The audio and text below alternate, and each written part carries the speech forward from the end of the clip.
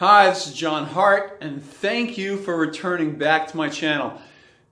Listen, today I'm talking to you about how we're going to get rid of that gut. What exercises are the best? What's the diet situation? How can we get rid of that gut? A lot of you men especially have been carrying around that gut for just a little bit too long, all in the name of having that extra inch on that arm or half inch on that arm, whatever the case may be. Holding on to what it is you may have looked like back when you were in your early 20s, but now the time has come where it's time to get rid of the gut. That body fat that's surrounding your organs, it messes things up, man. It just messes up your entire system. First, the obvious stuff you'll hear from your doctor. It sets you up for diabetes. It sets you up for higher blood pressure. It sets up your organs not to function properly. And on top of it all, the thing that you don't think about, when you go to move, just your simple movements daily, you have an extra pillow of fat in between the skin of your abdomen and all the way in to your organs, through the muscles to the organs. Therefore, your lower back takes a different angle when it moves, and you run the risk of injuring your lower back. More often than not, you can pretty much circumvent all of this just by reducing that waistline. So, I made my case for all of that right now, but let's move on. Exercises, the best exercise to use when you have a gut that you gotta get rid of. Okay, and you'll think, sit-ups, crunches, pretty safe, all of that, right? Standard stuff, leg raises, all of that. I've made the case in some of my other videos. I'll put the link down below in the video description of my case as to why you don't want to be doing leg raises. That's anyone. It doesn't matter if you're overweight, underweight, just leg raises in general have to go. They're out. So we're talking about, okay, standard abdominal exercises. Are they good? Well, no, they're not, because if your belly is distended, that means your abdominal muscles are also distended and rounded and pulling at weird angles.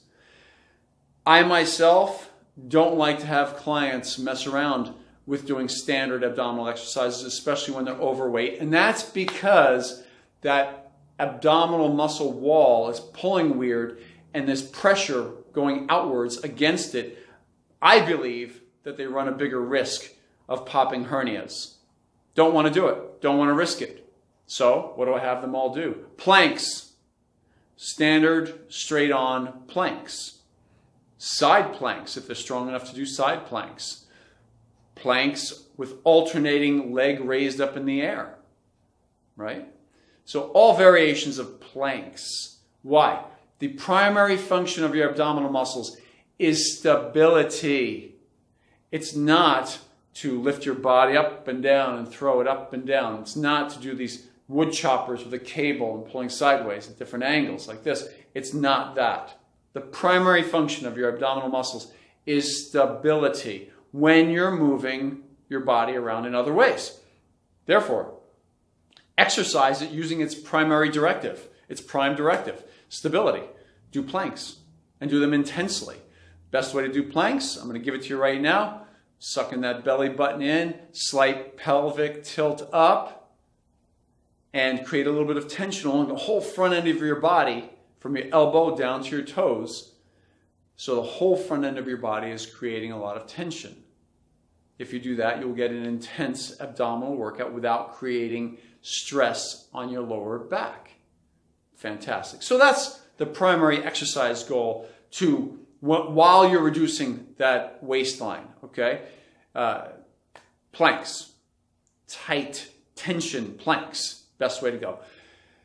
Avoid all of the other standard gym exercise, abdominal exercises, doesn't matter what they are, crunches, ab, ball crunches, leg raises on the floor, leg raises on the vertical, leg raises hanging from a bar. Avoid those. Twists, absolutely no twist ever. Throw them out the door. Side bends, throw them out the window. So just go with the safe plank. I'm thinking of of long-term back health and abdominal wall health. Avoid what I believe would be hernias down the line. Lastly, or secondly, I should say, diet. What is the best choice in diet to do with regards to when you're reducing that waistline? My choice, personally, and for most of my clients, is to do an omnivorous diet, and that is a little bit of everything. A little bit of protein, carbs, fats, just some standard percentages that I like to use. I like using, 50% carbs, maybe a little bit more, 25% protein, 25% fats. On a caloric basis, that's pretty much where I would land, or thereabouts, in that area.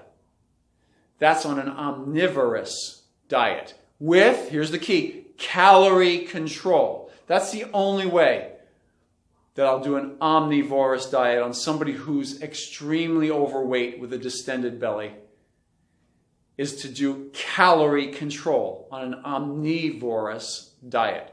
Now, why is that? Well, the medical community shares with us these days how generally those who are obese or morbidly obese, they have a tendency to not react well to carbohydrates. They become a little bit insulin blunted. The effect of insulin on their bodies is not so great anymore.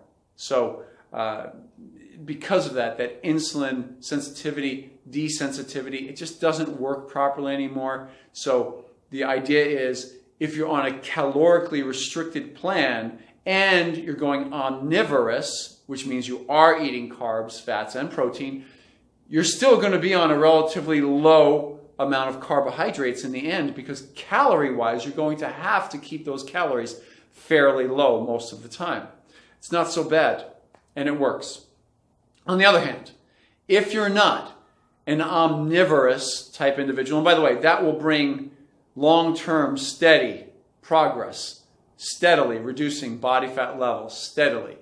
No big losses along the way. Not really great for you to go ahead and get ready for that wedding, or get ready for, you need to put that suit on for the first time, or that dress on for the first time in years. It's not the best in that short-term plan. If you do have a shorter-term goal, then ketogenic diet would be the way to go, with the eradication of most of the carbohydrates and raising up the fats and then the proteins, of course. And you can do a little bit of your own research on ketogenic diet as well. The ketogenic benefit is that by reducing or eliminating all those carbohydrates, the person who is obese or morbidly obese, they tend to have, like I just said, that their insulin is not properly conducting the processes that it needs to do with regards to carbohydrates, and it tends to store it too easily into the fat cells.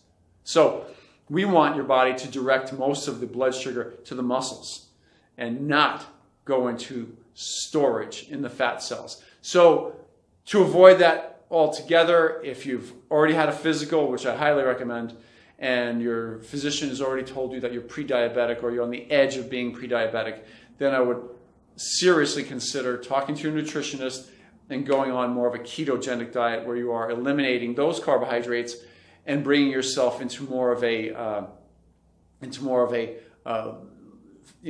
higher fat, higher protein type diet, into ketosis, burning ketones for fuel. And again, you could look that up yourself, do some research on that yourself.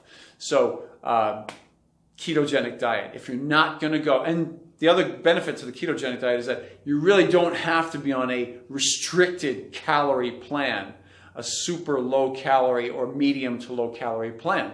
You can actually take in more calories than you would on an omnivorous diet for various reasons. I'll go into that in another video. But that's my best advice that I can throw out to you with regards to, you got that beer gut, that gut, got to get rid of that gut. Gut's got to go, right?